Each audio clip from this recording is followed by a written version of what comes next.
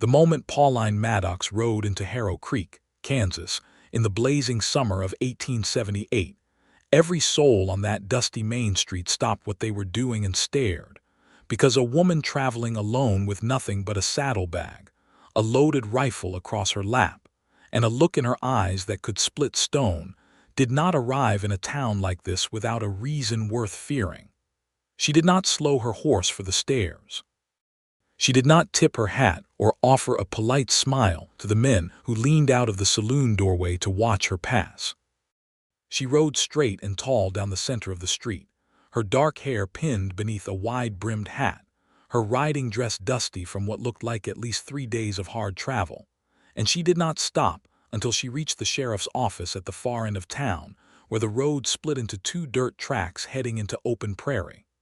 Pauline dismounted in one clean motion, looped her horse's reins around the hitching post, and walked through the office door without knocking. The deputy inside nearly fell backward off his chair. She set a folded piece of paper on the desk in front of him and said, "I am looking for my brother. His name is Thomas Maddox. He is 24 years old, brown hair, about 6 feet, has a scar above his left eyebrow from a fence wire incident when he was a boy. He came through this territory 2 months ago heading for the silver camps near Willow Bend. I have not heard from him since. I want to know if anyone here has seen him." The deputy, a heavy-set man named Gil Pruitt who looked like he had never been confronted by anything more threatening than an overdue tax notice, stared at her for a long moment before picking up the paper and unfolding it. It was a photograph, a daguerreotype, showing a young man with an easy grin and the same sharp cheekbones as the woman standing in front of him. "Can't say I recognize him, ma'am," Gil said slowly, "but the sheriff would know better than me. He's out at the Lockhart Ranch till sundown. You might ride out there and ask him." "Where is the Lockhart Ranch?" "About 4 miles north along the creek road. Big oak tree at the entrance. Can't miss it." She was back on her horse before he finished the sentence. The road north was beautiful in the way that the Kansas plains are always beautiful in July, which is to say it was merciless and golden, and stretched out ahead like something that did not care whether you lived or died crossing it. The creek ran alongside the road part of the way, and Pauline let her horse drink when it needed to, but she did not linger. She had not lingered anywhere in 2 months. Not since the last letter from Thomas arrived postmarked from a relay station near Fort Dodge, and then nothing. Not a word. Not a single word in 8 weeks, and Thomas wrote every 2 weeks without fail, had done since the day he left their family's farm in Missouri with a pocket full of ambition and a second-hand map. She found the big oak tree. She turned onto the ranch road. The Lockhart spread was not the biggest she had ever seen, but it had a settled, working quality to it that suggested it had been there for a generation and intended to be there for several more. The main house was a solid 2-story structure of pale timber with a wide porch running the length of the front. The barn was newer, clearly recently expanded, and the fences were tight and well-maintained. A handful of cowhands moved in the distance near a corral where horses were being worked, and somewhere behind the barn, she could hear the rhythmic sound of someone splitting wood. She rode toward the main house and had barely dismounted when the front door opened and a tall woman in her late 50s stepped out onto the porch, drying her hands on a kitchen cloth. "Can I help you?" the woman called, not unkindly. "I am looking for the sheriff. I was told he was here." "He was. He rode out not 20 minutes ago back to town. You might have passed him on the road." The woman came down the porch steps, studying Pauline with the frank appraisal of someone who did not have time for pretense. "I am Levi Lockhart. This is my ranch. Pauline Maddox. I'm looking for my brother." Something shifted in Levi's expression, a small tightening that Pauline could not quite read. "Come inside, Miss Maddox. I will get you some water and you can tell me about it." "I appreciate that, but I should ride back and catch the sheriff while there is still daylight." "You look like you have been riding hard for days," Levi said plainly. "Sit for 10 minutes. My son can ride out and fetch the sheriff here if you want. Save you the trip." Pauline hesitated. Her legs ached. Her eyes were burning from the dust and the sun. 10 minutes would not lose her anything. "Thank you," she said. Inside, the house smelled like baked bread and cedar, and something herbal she could not name. Alina poured water from a clay pitcher and set it on the table, and Pauline drank it gratefully, almost embarrassingly so, before she caught herself and straightened in the chair. "Where have you come from?" Alina asked, settling across from her. "St. Joseph, Missouri, 12 days riding." Alina's eyebrows went up very slightly. "Alone. My father is not well enough to travel. My mother passed 3 years ago. Thomas is the only family I have left that is mobile and breathing, and he is missing somewhere in this territory, so yes, alone." Alina looked at her for a long moment, and then she called out toward the back of the house, "Levi." The back door opened and the wood chopping stopped, and a moment later a man came into the kitchen, filling the doorway in the particular way that men of a certain height and breadth tend to do without trying. He was somewhere around 30, maybe a year or two either side, with dark blonde hair that needed cutting and 2 days of stubble, and the kind of sun-darkened skin that came from years of working outdoors. He had a flannel shirt with the sleeves rolled to the elbow and sawdust on his forearms, and he was carrying a work glove in each hand because he had pulled them off mid-stride. He saw Pauline and stopped, not in a rude way. In the way a person stops when something catches them completely off guard. "This is my son, Levi," Alina said. "Levi, this young woman is Pauline Maddox. She has ridden from Missouri looking for her brother. I told her you might ride out and fetch Sheriff Combs back here so she does not have to make another trip." Levi Lockhart crossed the kitchen, set his gloves on the counter, and held out a hand to Pauline. His grip when she took it was firm and unhurried, the handshake of someone who was not trying to impress anyone. "Pleased to meet you, Miss Maddox. I am sorry to hear about your brother. Tell me his name and what you know, and I will fetch the sheriff for you." There was something in his voice that was straightforward and calm in a way that Pauline had not encountered in a while. She had spent 2 months talking to men who either dismissed her concerns or looked at her the way Gil Pruitt had, like she was a creature out of place. Levi Lockhart looked at her like she was a person who had asked a reasonable thing. She told him what she had told the deputy, and she handed him the photograph, and he studied it carefully for a moment before handing it back. "I will ride now," he said, "before the light goes." He was out the back door in less than a minute, and Alina was already putting bread on the table. "Eat something," Alina said.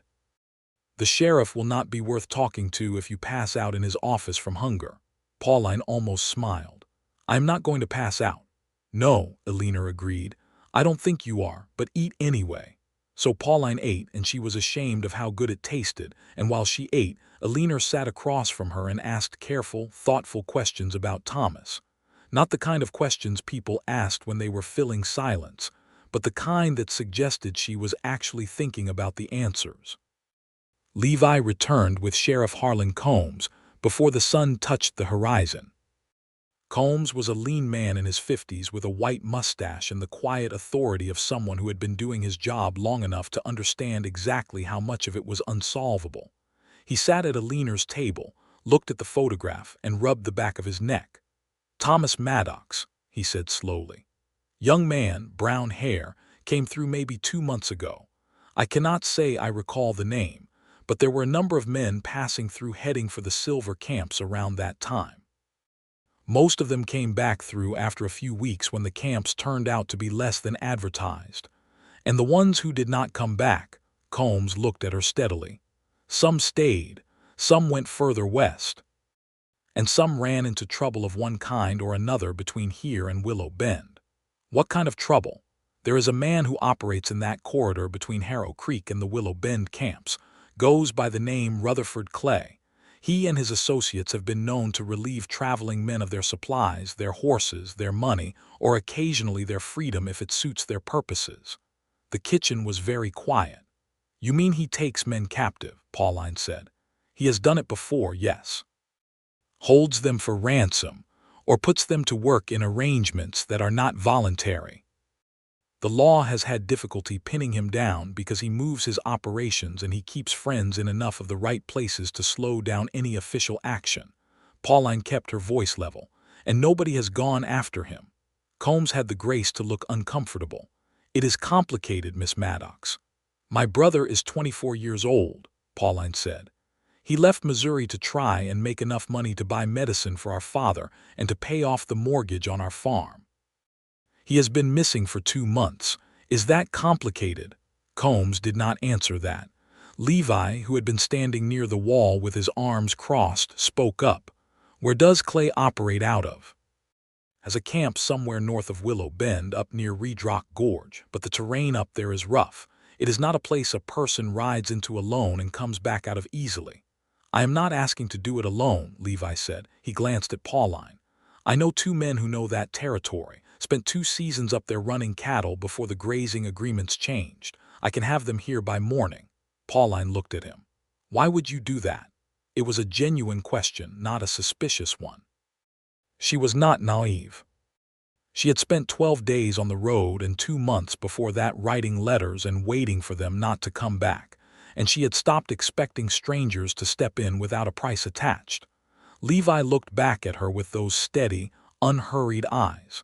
Because it is the right thing to do, he said simply, and because I know what it is to lose someone and wish someone had helped sooner. There was something behind that last part that Eleanor's expression confirmed without her saying a word, and Pauline did not press it. But she filed it away, the way you file away something that matters without knowing yet exactly why. If you can get us to Clay's camp, I will go, Pauline said. I'm not staying here while someone else goes looking for my brother. Combs started to object and Levi raised a hand slightly, not dismissively, just the gesture of a man who already knew how this was going to go. She rides, Levi said. It is her brother. Combs looked between them, pressed his lips together, and let it go. That night, Eleanor gave Pauline a room on the 2nd floor with a real bed and a wash basin and a window that looked out over the creek. Pauline washed the 12 days of road off her face and hands and sat on the edge of the bed for a moment. And for the first time since she had left Missouri, she felt something that was not quite fear or grief or exhaustion, but was close to all 3 of them at once. She pulled Thomas's last letter out of her saddlebag and read it for what must have been the 40th time. He had been excited. That was what made it so hard. He had been genuinely, boyishly excited. The way Thomas always was about things. The way he had been when they were children and he had found an arrowhead in the creek or built a kite that actually flew. He wrote about the open land and the sky and the way the light came over the plains at dawn and how he was going to make it work, was going to make it right for their father, was going to prove that leaving had been the correct thing to do. She folded the letter and put it back, and she lay down in Levi Lockhart's guest bed in her dusty clothes, and she was asleep in less than 2 minutes. She did not hear the quiet knock on her door an hour later, and she did not hear Levi's voice through the woods saying, quietly, "Miss Maddox, if you need anything, there is water and food left out in the kitchen." She did not hear him stand there for just a moment longer than was necessary before he went back down the stairs. But Eleanor, who was still awake in the parlor with her sewing, heard it, and she watched her son come back down and sit at the kitchen table in the dark for a while, not doing anything, just sitting there, and she went back to her sewing and said nothing, because she was a woman who understood things without needing them explained to her. In the morning, Pauline woke before dawn to the sound of horses in the yard, and was dressed and downstairs before the coffee was ready. 2 men were in the yard with Levi. He introduced them as Cole Briggs and Warren Sands, both former ranch hands who had spent considerable time in the territory north of Willow Bend. Cole was a rangy man in his mid-30s with a crooked nose and a friendly disposition. Warren was quieter and darker and moved like someone who was always calculating the distance to the nearest exit, which Pauline supposed was probably a useful trait for where they were going. "You sure about riding with us, ma'am?" Cole asked, not unkindly. "I am certain," Pauline said. Cole looked at her rifle and then at her face and nodded once. "Fair enough." A leaner came out with wrapped provisions and a canteen of fresh water and pressed them on Pauline with a firmness that did not invite argument. She held Pauline's hands for a moment after the provisions were exchanged, and she said, "You bring that boy home." "I intend to," Pauline said.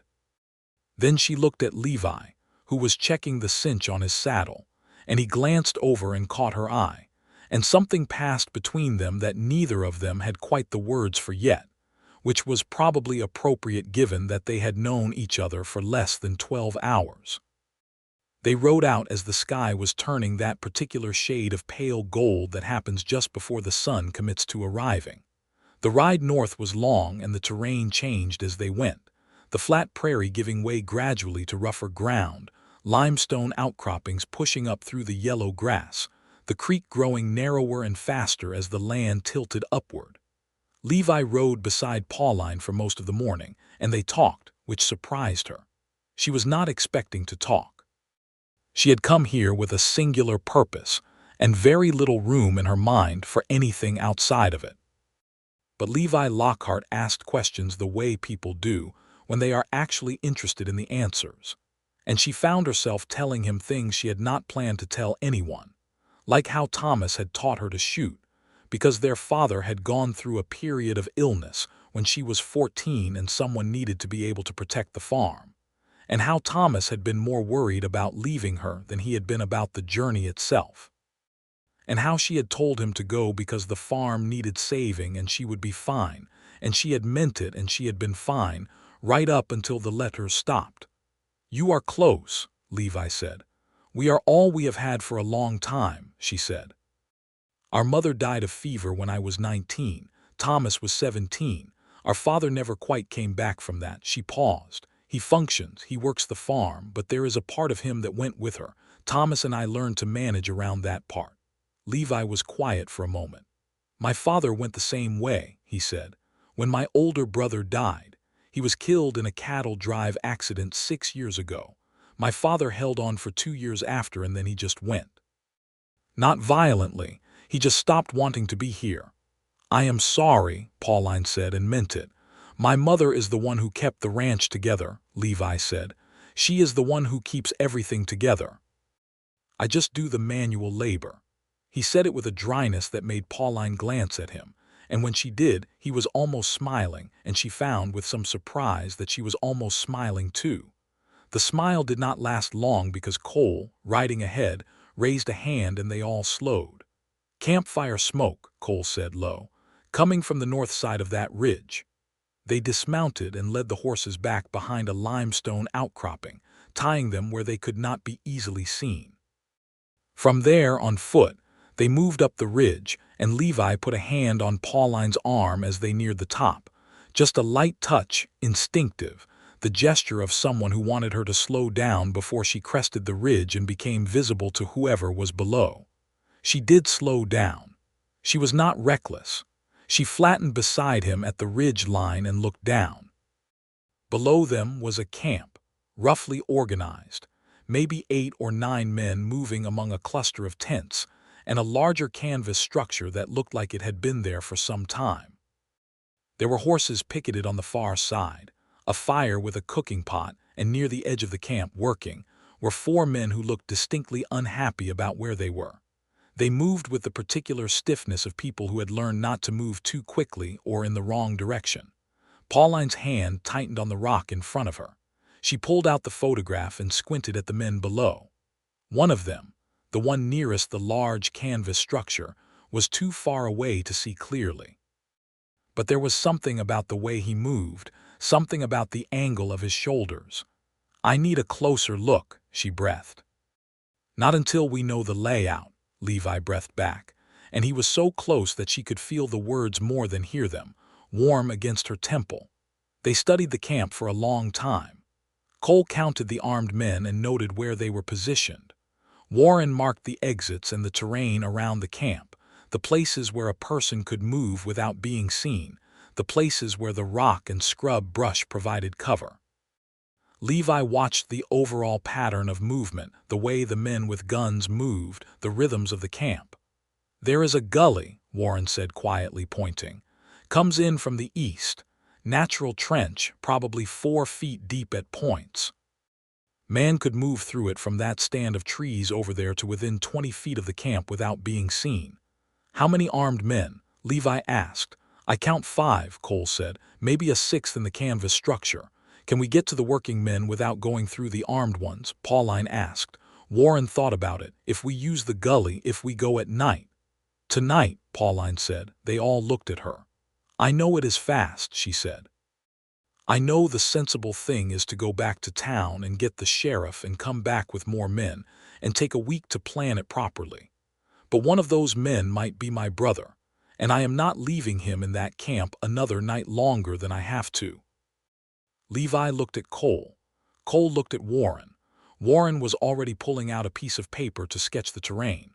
Tonight, Levi said quietly. We go at midnight. They spent the afternoon behind the ridge, working out the details, and when the sun went down, they ate the provisions Alina had packed and waited in near silence while the light died, and the stars came out over the Kansas plain in numbers that made the sky feel both enormous and intimate at the same time. At some point in the waiting, Pauline became aware that she had shifted without noticing so that she was sitting closer to Levi than to either Cole or Warren, close enough that their shoulders were almost touching, and she did not move away from it. Neither did he. Tell me about your brother, he said, quietly enough that only she could hear it. Not the missing parts, just who he is. She thought about it. He is the most optimistic person I have ever met, she said. And I say that as someone who has occasionally found optimism to be an unreasonable position. He cannot walk past a broken thing without wanting to fix it. He once spent an entire weekend rebuilding a neighbor's fence because the man was sick and his wife was pregnant and Thomas just could not stand the idea of leaving it broken. She paused. He makes everyone around him feel like things are going to be all right, even when they are not, even when you know they are not. He just has this quality. He sounds like someone worth going after, Levi said. He is, Pauline said. He is worth all of this. A pause. So are you, Levi said very quietly. Pauline did not look at him.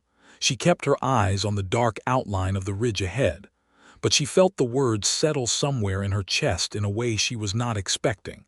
At midnight, they moved.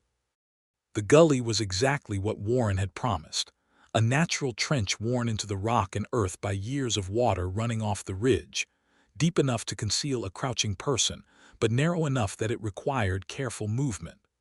Pauline went through it as quietly as she had ever done anything in her life, following the sound of Levi's breathing ahead of her, her hand trailing the rock wall, her rifle low and her heart beating hard and steady. They came out of the gully on the east side of the camp, in the shadow of the large canvas structure, and they crouched there for 3 long, breathless minutes, while 2 of the armed men made a circuit near the fire, and then went back to their positions. Then Levi moved, and Pauline moved with him, and they got to the place where the 4 working men were sleeping under an open-sided shelter, lying on the ground with their wrists tied, and Levi was already cutting rope before Pauline had finished scanning the faces. 3 of the faces were strangers. The 4th one looked up at her with brown eyes and a scar above his left eyebrow, and his mouth fell open, and he made a sound that was halfway between a word and a cry, and Pauline put her hand over his mouth and held it there and whispered, "Thomas, I am here, be quiet."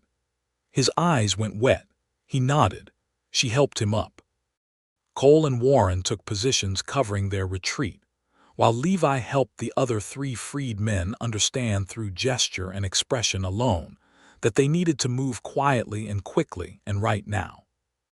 The small group of them got back into the gully, moving faster now, faster than was comfortable, but the need for speed had overtaken the need for complete silence, and when they came out the other end and got to where the horses were tied, a voice called out from behind them, a guard who had moved from his post.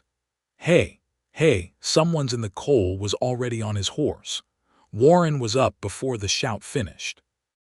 Levi got the 3 strangers onto the 2 spare horses they had brought for exactly this purpose, sharing the weight of the loads in the fastest possible calculation. And then he was up on his horse and he reached down for Pauline, who had Thomas behind her on her own horse already, and she caught his hand for a half-second, and then they were riding, all of them, hard south through the dark. The commotion behind them took a minute to fully materialize, and by the time it did, they were already out of the range of easy pursuit in the dark terrain. They did not slow down until they had put a solid 4 miles between themselves and the camp, and then they slowed only slightly, still moving, still south, under a sky full of stars. Pauline could feel Thomas's arms around her waist, could feel him shaking, and she kept one hand on the reins and pressed the other over his hands folded at her front. And she did not cry because she had decided she was not going to cry until this was over and they were safe, but it was the closest she had come in months. They rode through the night and reached Harrow Creek at dawn. Sheriff Combs was not thrilled about the way any of it had been executed, but looking at the 5 freed men, including Thomas Maddox, who arrived in his town exhausted and hungry and deeply relieved to be alive, he had enough practical sense not to make his displeasure the dominant note of the morning. He took statements from Thomas and the 3 other freed men, who confirmed that Rutherford Clay had been holding them against their will and compelling them to labor under threat of violence. With those statements, he sent riders north to Fort Dodge requesting cavalry assistance, and within 10 days, Rutherford Clay's operation was broken up by a combined force of cavalry and territorial marshals, and Clay himself was taken into custody and transported east to stand trial. But that was 10 days later. On the morning of the rescue, what happened was simpler and louder and more human. Thomas Maddox slid off Pauline's horse in the street in front of the sheriff's office and turned to face his sister, and she came down from the saddle, and they stood in the early morning light and held on to each other. And Pauline Maddox, who had ridden 12 days alone across open country and orchestrated a midnight extraction from an armed camp, cried. She cried into her brother's shoulder while he held on to her and said her name over and over, and it was not loud or dramatic. It was just the quiet, overwhelming release of 2 months of holding herself together by will alone. Levi Lockhart stood a respectful distance away and looked at his saddle horn and gave them the space to be exactly what they were. Eleanor came from the ranch that morning when word reached her, and she brought food and clean clothes and the effortless practical warmth of someone who knows that what people need after a crisis is not ceremony but care. She sat Thomas Maddox down in her kitchen, and she fed him, and she listened to him talk about the past 2 months with the patient attention of a woman who understood what it meant to need to say a thing out loud after a long silence. Thomas had been 4 days out of Harrow Creek heading for the silver camps when Clay's men had come across him on the road. They had taken his horse and his supplies and given him a choice between working in the camp and a fate he did not elaborate on in polite company. He had been in the camp for 7 weeks, long enough to see other men brought in, long enough to see the kind of enterprise Clay was running, and he had been working on a plan to escape when Pauline arrived, which he said with a shaky laugh that made Eleanor smile and Pauline shake her head. "Of course you were," Pauline said. "I had it nearly worked out," Thomas said. "You had rope around your wrists when I found you." "I had it mostly worked out." Levi, coming through the kitchen door from the yard where he had been tending the horses, heard the exchange and the barely suppressed laugh in Pauline's voice, and he felt something loosen in his chest that had been tight for a long time. The days that followed had a quality that Pauline had not anticipated. She had planned to get Thomas, confirm he was safe, and turn around and ride back to Missouri. She had 12 days of road ahead of her, and a father waiting, and a farm that needed running. She had a life in Missouri, or the shape of one, but Thomas was not in any condition to ride for at least a week. He was thin and worn, and had a cough that Eleanor said needed to be watched, and Sheriff Combs needed them both available for the formal statements, and all of this was entirely legitimate, and had nothing to do with the fact that every morning Pauline came downstairs and found Levi Lockhart already in the kitchen drinking coffee, and every morning they somehow ended up sitting at that table for longer than was strictly necessary before the day started. He was not a complicated man, in the sense that his values were clear and his intentions were straightforward. But he was not simple either. He had a mind that moved laterally, finding connections and patterns in things, and he had a sense of humor that showed itself in small, dry, perfectly timed ways that Pauline found increasingly difficult not to enjoy. He was also, she could not help noticing, extraordinarily careful with things that mattered. The way he was with the horses, with the land, with his mother. The way he had been with her up on that ridge, that light hand on her arm, not controlling, just present. On the third day of their stay at the Lockhart ranch, Pauline went out to help with the horses in the afternoon because she could not sit still and Thomas was sleeping, and there was only so much sitting a person could do. She found Levi in the paddock working with a young chestnut mare who was clearly nervous about something and had been all week according to Cole. Pauline leaned on the fence and watched. The way Levi worked with the horse was not what she expected. He was not dominating, not insistent. He moved quietly and let the mare come to him on her own terms, and when she shied, he did not correct her sharply, just stepped back and waited, patient and unhurried. After a while the mare came forward of her own accord and pressed her nose to his shoulder, and he put a hand on her neck very slowly. She was tied too tight when they brought her in, he said without looking up. Rope burn here, he indicated a spot on the mare's neck. She does not trust the feel of restraint anymore. You have to let her decide that she is safe. Pauline watched them. You are very patient, she said. Not naturally, he said. It is something I have had to work at. He glanced up. Some things are worth the patience. She was not sure if he was still talking about the horse. She suspected he was not entirely. She climbed through the fence rails and stood beside him, and he looked mildly surprised but moved over to make room, and she stood with him while the mare investigated both of them with that delicate, curious nose, and the afternoon sunlight stretched long and golden across the paddock. I have been thinking, Pauline said. About what? About the fact that I have been here 4 days, and you have helped me find my brother, and I still do not know very much about you. He looked at her. There was something almost amused in his expression.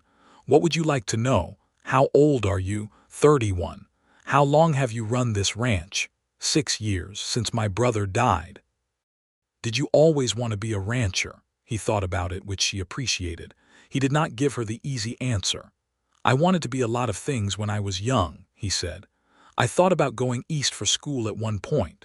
There was a woman I thought I might go with. That did not work out, for reasons that were no one's fault and also entirely both of our faults depending on the day. A pause. And then my brother died and my father went and my mother was alone with this land and I came back. And I found that I did not miss the other things as much as I expected to. Why not? He was quiet for a moment. Because this is real, he said. The land, the animals, the work. There is an honesty to it that I value, and I am not sure the thing I was going to before would have given me that. The chestnut mare nudged Pauline's elbow and she put her hand up automatically and stroked the animal's nose. She likes you, Levi said, with what was definitely a note of surprise. I grew up around horses, Pauline said. I know, Thomas told me. She looked at him. You talked to Thomas. Yesterday, while you were in town with the sheriff, he looked out over the paddock. He talked about you quite a bit. He is very concerned that you have been alone on the farm. He says your father is not well and you have been doing most of the work yourself. Thomas worries too much. Does he? She did not answer that. He also said, Levi continued carefully, that he has been trying to get you to come west for 2 years. He thinks Missouri is too small for you. Pauline felt something shift in her chest. Thomas has a large imagination. He said you are the best shot in 3 counties, and you can fix a wagon axle faster than any man he knows, and you speak your mind so plainly it occasionally causes men to need to lie down afterward to recover. The very faintest crease of a smile.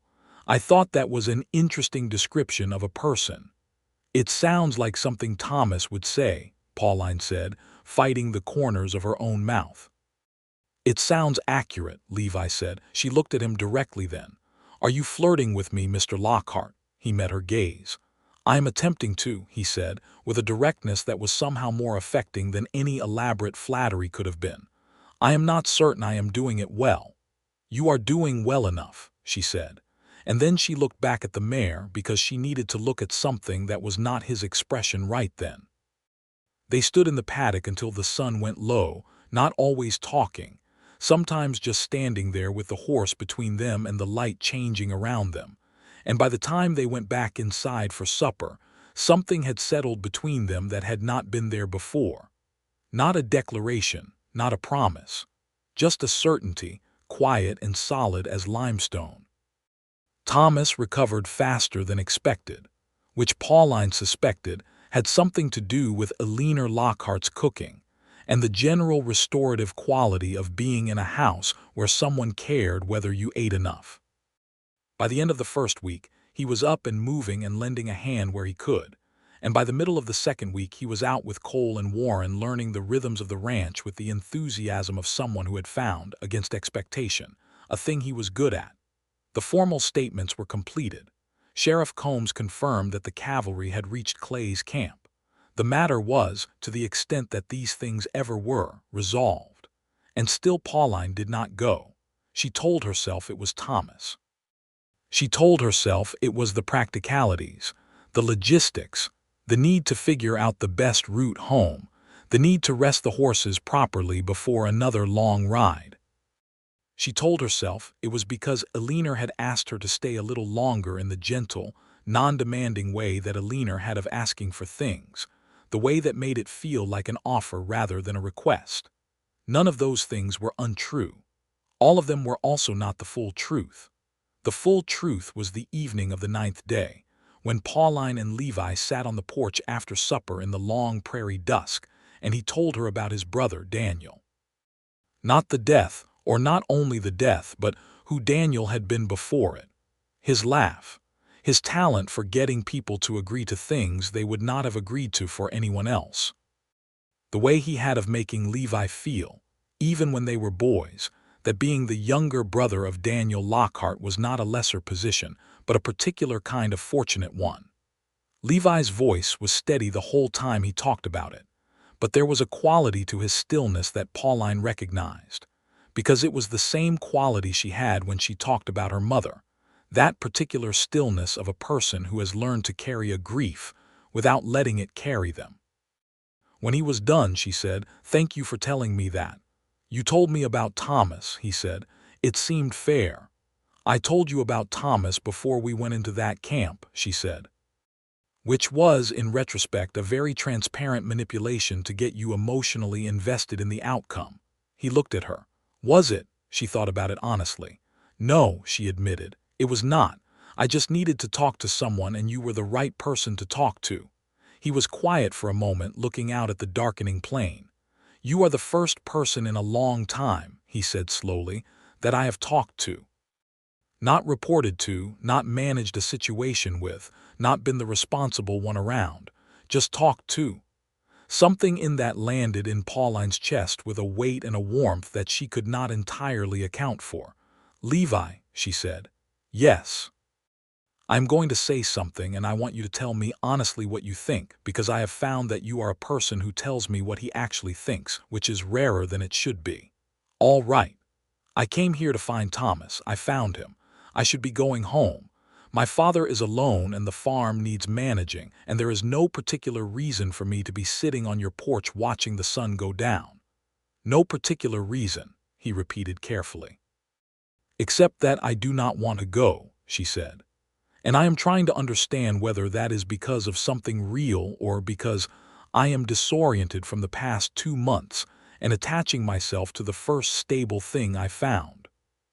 He turned to look at her fully then, and in the low golden evening light there was something in his face that was very open, not vulnerable exactly, but exposed, the way a landscape looks when the cloud cover moves off and you can see the whole thing clearly.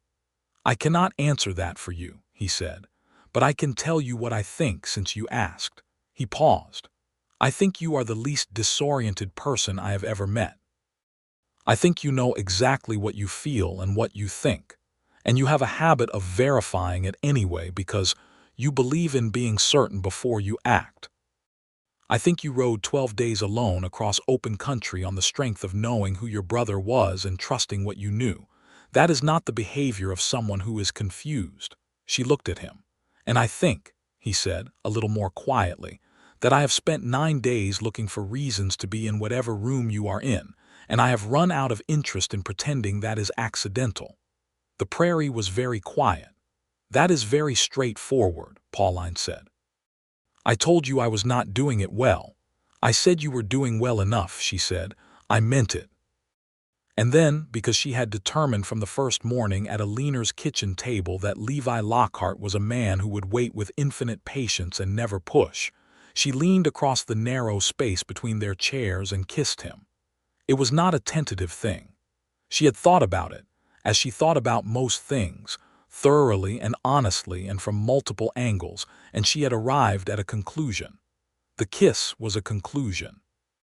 He was very still for one heartbeat, and then he was not still at all, and his hand came up to her face with the same gentle, unhurried certainty with which he did everything, and she thought distantly and with great clarity that she had not made a mistake.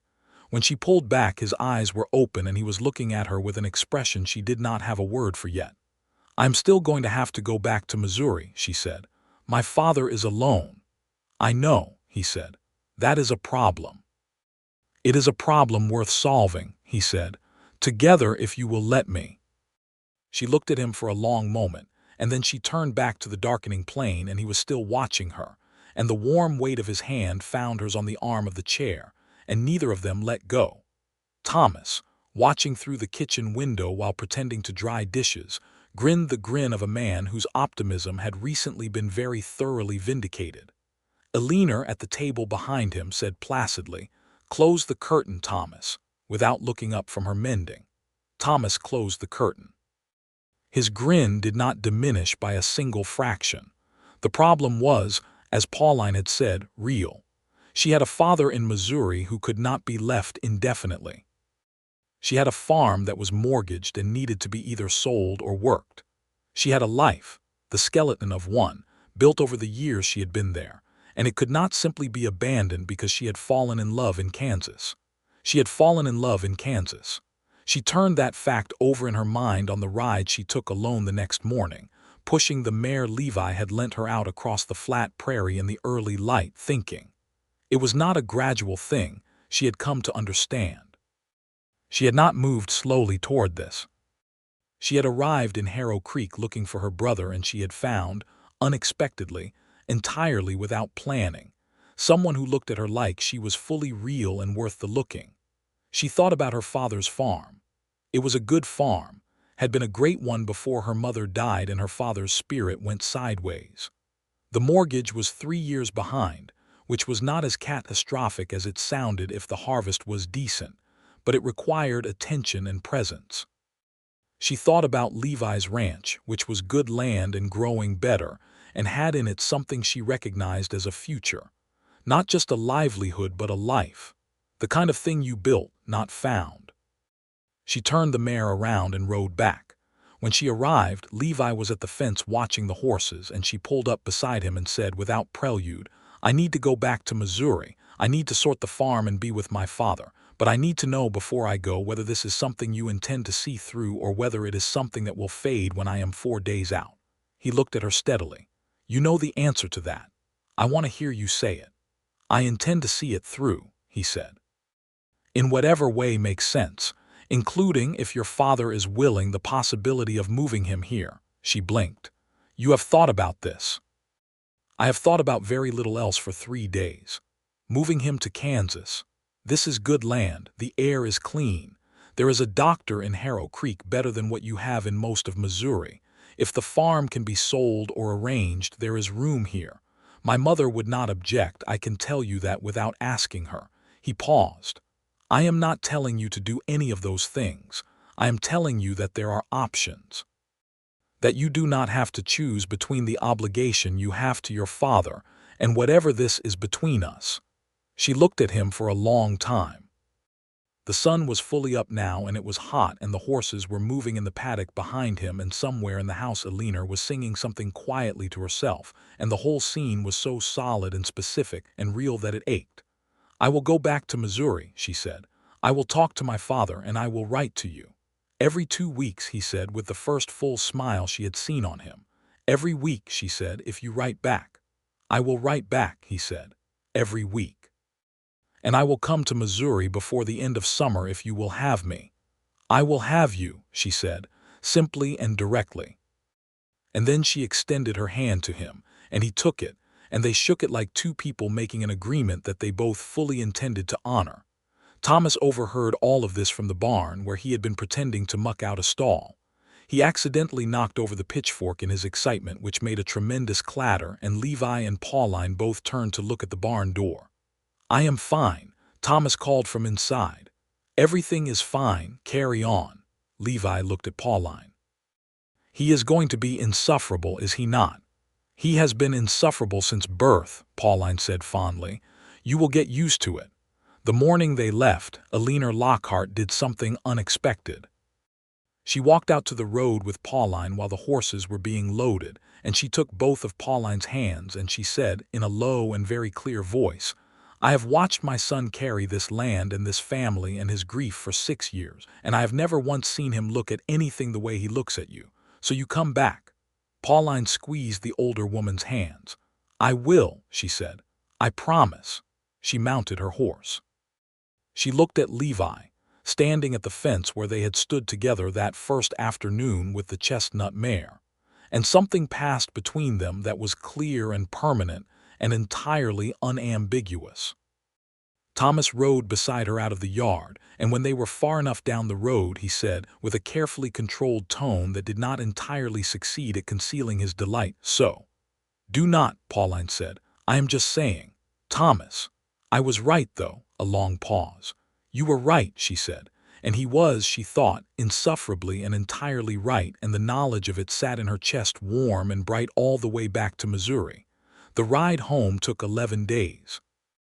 They stopped at a relay station near Fort Dodge the second night, and there was a man there with a postal box, and Pauline sat down at a rough table and wrote a letter to Levi Lockhart before she had even removed her riding gloves entirely. She wrote about the road and the sky, and the way the stars looked different from a relay station than they did from a ranch porch. And she wrote about Thomas, who had talked for 4 straight hours about cattle and the satisfaction of fence work, a subject he had apparently developed strong feelings about in his time at the Lockhart spread. She wrote that her father's farm was going to be a complicated situation, and she did not yet know what the solution was. And she wrote, because she was a person who believed in saying what was true, that she thought about the porch and the fading light and what had been said and not said, and the hand she had taken and not let go of, and that she was glad she had done all of it. She folded the letter, sealed it, and left it with the postal man with a coin and strict instructions. It took 15 days from that relay station for letters to start arriving at the Maddox farm in Missouri, and when the first one came, Pauline recognized the handwriting on the envelope before she even read the name and sat down on the porch steps in the afternoon heat to open it. Levi wrote about the ranch, about the chestnut mare, who had accepted a rider for the first time without shying, which he reported with quiet satisfaction. He wrote about the cavalry clearing out the remainder of Clay's camp and the 3 other freed men, who had all found their way home safely. He wrote about his mother, who had apparently reorganized the entire kitchen in an effort to have something productive to do after the house got quieter. And he wrote, at the end, in a different register than the rest, that the ranch felt larger and emptier than he remembered it being before she arrived, and that he did not think this was a coincidence.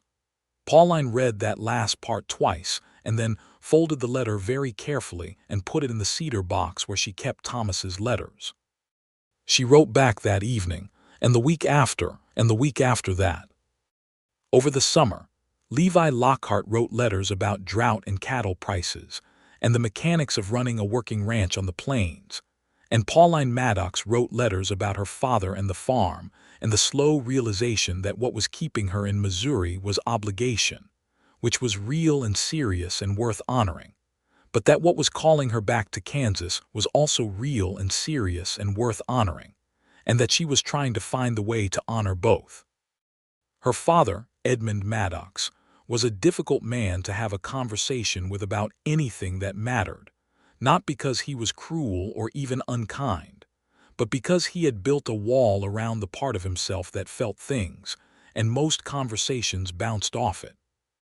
But one evening in late August, with the last of the summer light stretched thin and orange across the Missouri farmland, he came onto the porch where Pauline was sitting and read the letter she had left on the table, which she had not intended him to read but which she had also not deliberately hidden. He read it, folded it back carefully and set it down and said, "This man who helped find Thomas." "Yes," Pauline said. "He wants you to come back." "Yes. And you want to go." She did not answer, which was itself an answer. Edmund sat down in the other chair, the one that had been her mother's, the one nobody sat in anymore, and looked out at the land. He was quiet for a long time. He was a man who had always taken a long time to say things. "Your mother would have liked you to go," he said at last. "She always thought Missouri was too small for you. She said it from the time you were 11 years old." Pauline's throat tightened. "The farm can be sold," he said. "The McGreevy brothers have been wanting this land for 3 years. The price is fair enough. If I sell, there is enough to pay the mortgage and have a remainder." "And you?" Pauline said quietly. He looked at her. There was something in his face that she had not seen there in years, a sort of honest, stripped-down look, the kind of expression a person has when they decide to stop managing their grief and just acknowledge it. "I am tired," he said, "of trying to keep this land alive without her. I have been tired for 3 years, and I have not admitted it because I thought it was what I owed her. But I do not think that is what she would have wanted." A pause. "Thomas wrote me about the ranch, about the woman who runs it, about the land." "Eleanor," Pauline said. "He said it feels like a place where things are being built instead of held together," Edmund said. "I think I would like to be somewhere things are being built." Pauline looked at her father, this quiet, grief-worn man who had loved her mother with a devotion that had also, in its completeness, been a kind of vulnerability. And she felt, with the fullness of something long waited for, that she understood him. "I will write to Levi," she said. Edmund nodded. Then he picked up his hat and went back inside, and Pauline sat in the long orange light and pressed her hand over her mouth for a moment, because some things needed to be felt fully before they could be moved past. Then she went inside and wrote the letter. Levi Lockhart rode into St. Joseph, Missouri on the 3rd of September, 1878, after 5 days of riding, and he found the Maddox farm on the South Road exactly as Thomas had described it in the postscript of one of his letters. Red barn slightly listing, good stone wall along the east pasture, big elm tree in the front yard. He tied his horse at the gate and walked up to the house and knocked. Pauline opened the door. They looked at each other for a moment with the particular intensity of two people who have been writing letters for 2 months and are now standing in the same room with each other's actual faces. "You came," she said. "I said I would." She stepped back from the door. "Come in." He took his hat off in the doorway and came inside, and she brought him through to the kitchen, which was warm and smelled like coffee, and Edmund Maddox was at the table with his reading glasses on and a newspaper in front of him, and he looked up at Levi Lockhart and took the measure of him in the way that fathers measure men who have come for their daughters, a measuring that is ancient and serious and entirely reasonable. Levi met that look directly and without performance. Edmund said, "Sit down, Mr. Lockhart. There is coffee." What followed was one of the more unusual afternoons of Levi Lockhart's life, which said something, given recent months. Edmund Maddox asked him careful, unhurried questions about the ranch and the land and his family and his intentions, and Levi answered all of them honestly and directly, and by the end of the afternoon, Edmund had not smiled once, but he had also stopped looking at Levi like he was a variable to be assessed. Thomas arrived from town where he had been arranging something or other with the McGreevy brothers, took in the scene in the kitchen with undisguised delight, and was firmly told by Pauline with a single look to contain himself. He contained himself, externally. Levi stayed 3 days. On the second evening, Pauline walked with him out to the stone wall along the east pasture, the one that had good solid coping stones and a view of the flat Missouri land all the way to the tree line, and they sat on the wall in the cooling September air, and he said, with the straightforwardness she had come to understand was simply how he moved through the world, "I would like you to come back to Kansas." "I know," she said. "I would like more than that," he said, "if you are willing." She looked at him. "Say it plainly, Levi. I would like to marry you, Pauline." The Missouri evening was very peaceful. A crow was calling somewhere in the elm tree. "We have known each other for 2 months," she said, not as an objection, but as a fact requiring acknowledgement. "We have been writing each other letters every single week for 2 months," he said, "which, if you consider the amount of actual substance in those letters compared to the amount of actual substance in the conversations most people have over 2 months, is probably the equivalent of a year." She considered this. It was not an unreasonable argument. "My father needs somewhere to go," she said. "If I come, he comes. I know. There is a small house on the north end of the property. My grandfather built it. It has been empty for years. It could be made right for a man who needs his own space and his own quiet." She looked at him. "You thought about all of this?" "I have had 2 months of letters and a great deal of fence work to think during," he said. "Yes. And your mother would truly be agreeable." "My mother," he said, "has already assigned the small house a name and told my father's memory that he would have liked you, which is the highest possible endorsement she is capable of giving." Pauline felt the smile happen on her face, the full, unguarded kind, not the controlled small one she generally allowed herself. "Yes," she said. He blinked. "Yes. I will marry you," she said. "Yes."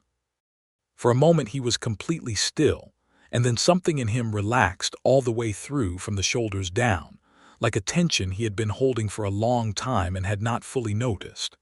He reached across and took her hand. They sat on the stone wall until the stars came out, and the crow in the elm tree went quiet, and the Missouri night settled in around them, warm and insect-loud, and full of the smell of late summer grass. Thomas, watching from the kitchen window again, let out a whoop that made Edmund look up from his newspaper. "The boy needs a project," Edmund said, which was the closest he would come to expressing his feelings about the matter. But his newspaper had been in front of his face for 20 minutes without a page being turned, and he had been entirely, quietly still. They were married in October in the church in Harrow Creek, Kansas, on a Saturday when the cottonwood trees along the creek had gone yellow and the air was sharp and clean, and the light had that particular autumn clarity that makes everything look painted. Pauline wore her mother's dress, which she had packed in her trunk with more hope than certainty. It fit her as though it had been made for her, which in a sense it had been, because her mother had been nearly the same height and the same build, and had worn it on another October day 30 years earlier under a different sky. Levi Lockhart stood beside Edmund Maddox in the front pew and did not cry, but she held her handkerchief very tightly for the whole ceremony. Thomas stood up for Levi as his best man, with the enormous happiness of someone who has been waiting a very long time to be right about something. And Cole and Warren sat together in the middle pews looking uncomfortable in their good shirts, but genuinely glad. The vows were the traditional words, the words that had been said in churches across the country for generations. But when Levi said them, looking at Pauline with that steady, unhurried, entirely present gaze, they did not sound like recitation. They sounded like a statement of fact. And when Pauline said them back, her voice clear and certain without a single tremor, Levi Lockhart, who had spent 6 years keeping everything together by sheer force of will, felt something in him settle into a foundation that was deeper and firmer than anything he had ever built. The small house on the north end of the property was ready for Edmund by the time the wedding was done, made right by Levi and Thomas over 3 weeks of steady work, with a real bed and a clean kitchen and a south-facing window that caught the afternoon light. Edmund moved into it with his books and his chair and his pipe, and a framed photograph of his wife that he placed on the mantel over the small fireplace, and within a week he had established a routine morning coffee on the porch, afternoon walks along the creek, evenings at the main house for supper with the family. Alina and Edmund, it turned out, had a great deal in common. They were both people who had loved someone absolutely and lost them, and come out the other side with a clear-eyed, unsentimental understanding of what mattered. Their friendship was slow and quiet, and built of the particular understanding that passes between people who do not need to explain certain things to each other. By spring, Edmund was helping with the ranch work on the days his health allowed it, moving at his own pace, contributing what he could, and there was a color in his face that Pauline had not seen in years. Pauline herself had become, by that first spring, the most organized person on the Lockhart ranch, which was saying something given Alina's own formidable organizational capacities. She had taken on the books in the first month, found 3 places where money was being lost unnecessarily, and fixed them with the efficiency of someone who had been managing a failing farm on her own for 3 years. Levi had handed the ledger over without complaint and with visible relief, and Alina had watched the exchange with the expression of someone whose faith in the universe was being confirmed. There was something about seeing Pauline in that house, Levi thought in the evenings, watching her come in from the yard or sit at the kitchen table or stand at the window looking out over the land. There was something about the way she occupied a space as though she had always been meant to be in it, the way she moved through the rooms of the house with a certainty and a presence that made everything more real. He had not known he was missing it until he was not missing it anymore. She was, he had discovered over the months, everything Thomas had said she was, the directness, the capability, the way she could fix a problem before anyone else had finished identifying it. But she was also more than that. She was funny in the dry, precisely timed way that you only caught if you were paying attention, which he always was. She was tender with the things she chose to be tender with, her father, the horses, the slow-growing friendships with the women in town, and she was entirely honest about that tenderness without apologizing for it. And she was curious, genuinely and broadly curious about everything, about the land and the animals and the people in Harrow Creek and the history of the territory and the mechanics of the things around her. He had never in his life met anyone he liked talking to more.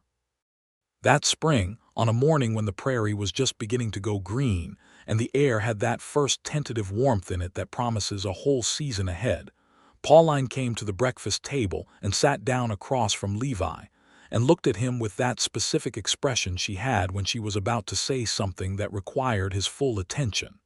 He put down his coffee. "We are going to need to add something to the north wing," she said. He looked at her. "In approximately 7 months," she said, and she was almost smiling but not quite yet, holding the smile back with the precision of a woman who was savoring the exact moment before she let it go. The moment landed on Levi like warm light. He came around the table and she stood up to meet him, and he held her face in his hands the way he had on the night on the porch, with that same unhurried gentleness, and looked at her for a moment that stretched out and was complete in itself. "Pauline," he said, and there was a whole sentence in the way he said her name. "Yes," she said, which was the answer to all of it. Alina, coming in from the garden with a basket of early herbs, stopped in the kitchen doorway and took in the scene, and she set her basket down very quietly and went back outside, and she stood in the garden for a long moment looking up at the Kansas sky that she had looked up at for 60 years, and she said something to it that was private and quiet, and had to do with a husband she had lost, and a son who had waited a long time to find something that was his.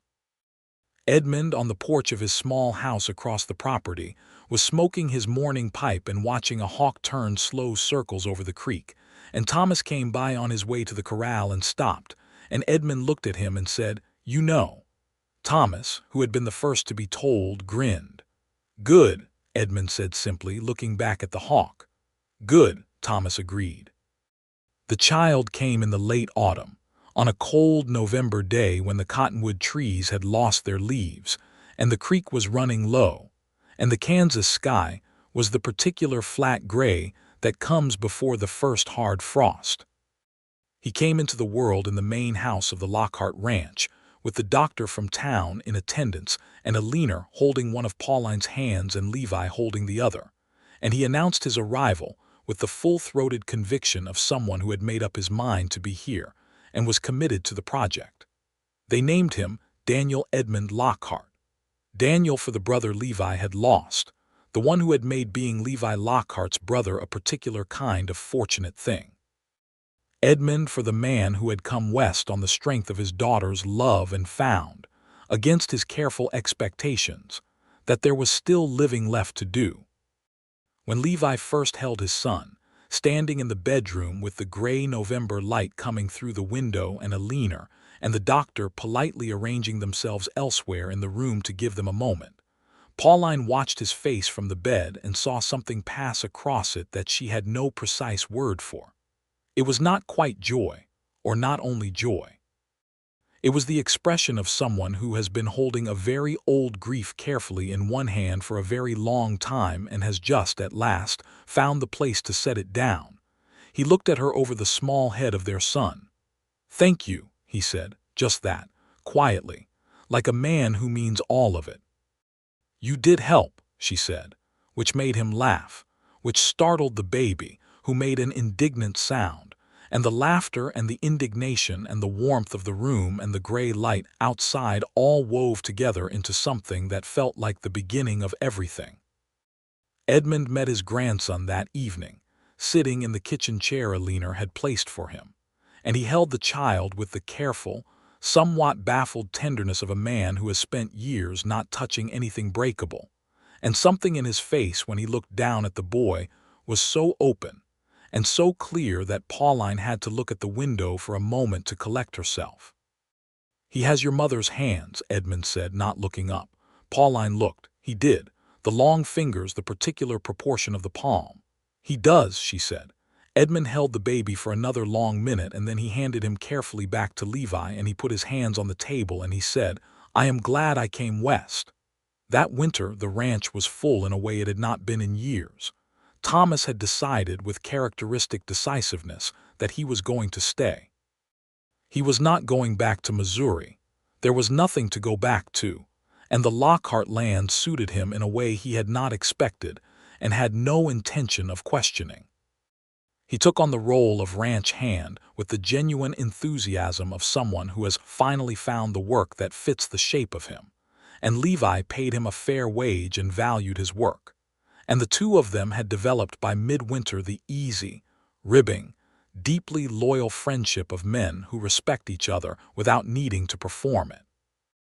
In the spring following, Thomas met a girl in Harrow Creek named Clara, the daughter of the dry goods merchant, who had red hair and a fierce intelligence and absolutely no tolerance for Thomas's more exuberant tendencies, which was precisely why she was perfect for him. Pauline liked her immediately and without reservation. Alina approved with characteristic efficiency. Cole Briggs, who had been looking for an excuse to settle somewhere, started working the Lockhart ranch full-time that spring, and Warren Sands went north to try his luck in the Wyoming territory, which was very much in character. The ranch grew, not recklessly, not in the way of someone trying to prove something, but steadily and solidly, the way things grow when they are tended by people who understand them. Levi added acreage along the east side of the creek when it came available at a fair price, and the additional pasture supported more cattle, and the cattle supported a larger operation, and all of it built in the way that good things build, one solid thing upon another. Pauline ran the books and the household with an efficiency that became somewhat legendary in Harrow Creek. Not in the sense of cold management, but in the sense that she had a gift for understanding what was needed and making sure it was provided, whether that was supplies for the ranch or care for her father or the particular kind of food that Daniel Edmund liked at the particular stage of childhood he was currently occupying. She had also, by her second year in Kansas, become the person that women in Harrow Creek came to when they needed practical advice or had a problem that required someone who would look at it straight without sentiment or judgment. And she gave that freely and honestly, as she gave everything. the summer Daniel turned 2, he took his first real steps across the kitchen floor toward Levi's outstretched hands, and fell exactly once, and got back up with the expression of someone who finds failure instructive rather than discouraging, and made it. Levi caught him with both hands and held him up, and the boy grabbed his father's face with both fists and said something that was probably a word but had not yet achieved the refinement of actual language, and Levi said, "I think you are right," very seriously, and the boy burst out laughing. Pauline, watching from the doorway, thought about a porch in the late summer of 1878, and a man who had said, with a directness that had changed the direction of her life, that some things were worth the patience. She thought about Thomas riding with her in the long Kansas summer, and the ridge above Clay's camp, and the dark gully and the midnight scramble, and the face looking up at her with brown eyes and a scar above his left eyebrow. She thought about Eleanor's hands on hers, and the words that had been said with full intent. She thought about her mother's dress and October light and vows that sounded like statements of fact. She thought about a letter written in a relay station near Fort Dodge with riding gloves still on, and the particular solidity of a handshake between two people who meant to honor what they had agreed. She thought about Edmund on the porch of his small house along the creek, smoking his morning pipe and watching the hawk turn slow circles overhead, and the color in his face that had come back like a season returning. She crossed the kitchen floor and sat down beside Levi, and Daniel climbed from his father's lap to his mother's with the proprietary confidence of a child who understands his welcome, and she settled back with the boy on her lap and Levi's arm coming around her shoulders. And outside the kitchen window, the Kansas plain went on in every direction, immense and golden, and entirely indifferent to human lives in the way that beautiful things often are. And inside the kitchen, there was the particular warmth of a life that had been built on purpose by people who understood the worth of what they were building.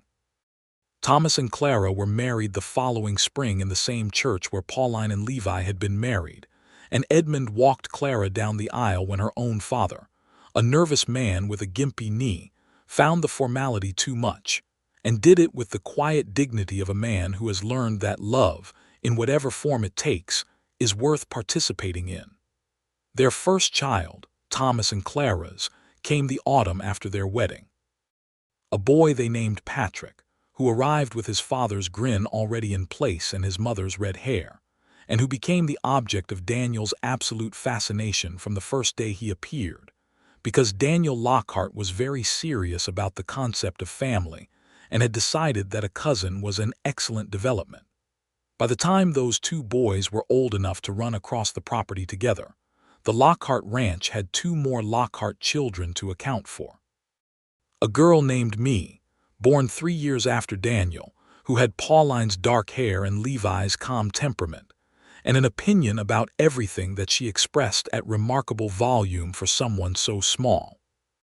And then, 4 years after Me, another boy, Joseph, who came into the world as quietly as Daniel had come loudly, and lay in his mother's arms looking at the ceiling with the expression of a person already working on a plan. Edmund Maddox lived to see all 3 of them born. He lived to see Joseph take his first steps across the same kitchen floor where Daniel had taken his, and he lived to sit on the porch of his small house along the creek and watch the Lockhart property that had taken him in as one of its own. And he lived to say, on a clear morning in the spring of 1886, sitting in the warm sunlight with Eleanor beside him and the sound of children somewhere in the distance, that he had not thought there would be more of it, the good kind, and that he had been wrong. Which was the happiest kind of wrong to be. He passed the following winter, quietly in his sleep, in the bed of the small house on the north end of the property, with the photograph of his wife on the mantel, and the sound of the creek audible through the window he always left cracked open, and the family buried him in the Harrow Creek Cemetery next to a stone they had ordered from back east, and Thomas made the marker himself from good local limestone. Pauline stood at the grave with Levi's hand in hers, and felt the particular grief of a loss that had been long prepared for, the kind that is sad and right, and fully surrounded by the life that continues. She felt the children behind her, Daniel and me and small Joseph held by a leaner, and Thomas on her other side with Clara and Patrick. And she felt the land around all of them, the Kansas land that her father had found good after his long grief. And she felt her mother's dress in the cedar box upstairs and the letter she had written in a relay station with her riding gloves on and all of it, the whole shape of it, the whole improbable, specific, intentional shape of a life. She squeezed Levi's hand. He squeezed back. Daniel, who was 8 and serious, slipped his free hand into his father's other hand, and me pressed against Pauline's side, and Joseph said something from Aliner's arms that made Aliner smile in the middle of the grave. On the ride home from the cemetery, with the Kansas spring all around them and the cottonwoods along the creek beginning their green, Levi pulled their horses close enough to ride side by side and looked at Pauline. "He was happy here," he said. "Your father." "He was," she agreed. "He was happy." A pause, the easy kind, the kind that lives between people who have learned each other's silences. "Are you?" he asked. She looked at him, this man with his sun-darkened face and his unhurried eyes and his habit of saying what he meant without performing it. This man who had stood in a doorway with sawdust on his forearms and taken her problem as seriously as if it were his own. This man who had gone into a dark gully at midnight and helped her find her brother. And then, quietly, without pressure, given her every reason to stay. "Levi Lockhart," she said. "I rode 12 days alone across open country looking for my brother. I found him, and I found this ranch, and I found you, and none of it was what I was looking for, and all of it was exactly what I needed. I have 3 children and a plot of good Kansas land and a sister-in-law who is the best woman in Harrow Creek and a brother who is finally exactly where he belongs and a mother-in-law who reorganizes kitchens as an expression of love." She looked at the sky, at the cottonwoods, at the bright Kansas morning. "Yes," she said, "I am happy." He looked at her for a moment with that expression she had learned over the years, the open one, the one he only had for her. "Good," he said. And they rode home, to the ranch that was theirs, under the enormous and indifferent and beautiful Kansas sky, in the spring of the year.